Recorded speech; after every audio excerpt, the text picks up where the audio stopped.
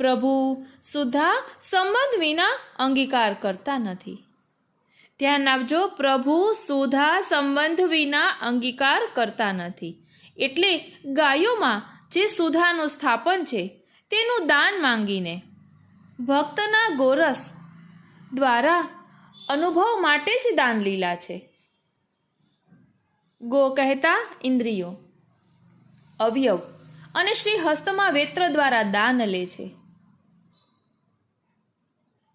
તે વેત્ર તો દાન લેવા માટે અનેક પ્રકારના જે તરંગ છે તેની ઉત્પત્તિ રૂપ છે. શ્રીનાથજી, દાન લીલાની શરૂઆત ભાદરવા સુદ એકાદશીથી થાય અને ભાદરવા વદ અમાસ સુધી છે. દૂધ એ શ્રી સ્વામિનીજીનું અધરામૃત અને દહીં એ શ્રી ચંદ્રાવલીજીના અધરામૃતનો ભાવ છે. તેથી દાન એકાદશીએ રાજભોગમાં દાનમાં મુખ્ય દહીં ધરાવાય છે. દાન લીલા, માન લીલા, રાસ લીલાઓમાં દેહ જુદો, આત્મા જુદો, એટલે પ્રભુની બધી જ લીલાઓ તદ્દન નિર્દોષ છે. પુષ્ટિ સંપ્રદાયમાં જે કંઈ થોડું કરવું તે બધું સંપ્રદાયની પ્રથા પ્રમાણે સમજીને કરવાથી આનંદ અને સંતોષ મળે છે. તો હવે આ દાન એકાદશીથી ભાદરવા વદ અમાસ સુધી 20 દિવસ સુધી આ પાઠ કરવાનો અનેરો મહિમા છે.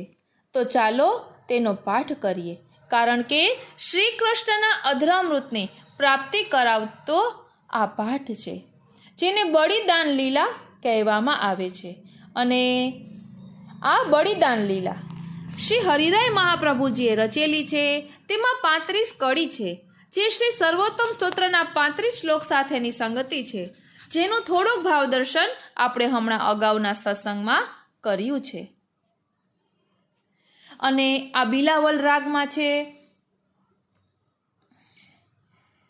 અહીં શ્રી કૃષ્ણ કહે છે કે હે વૃષભાન કુમારી, કૃપા અવલોકી મહાદાન આપો.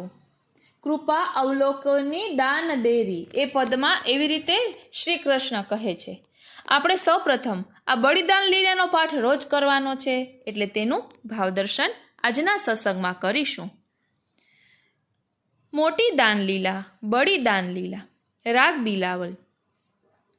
તુમ નંદ મહર કે લાલ, અહો રાની જશુમતી પ્રાણ આધાર, મોહન જાન દે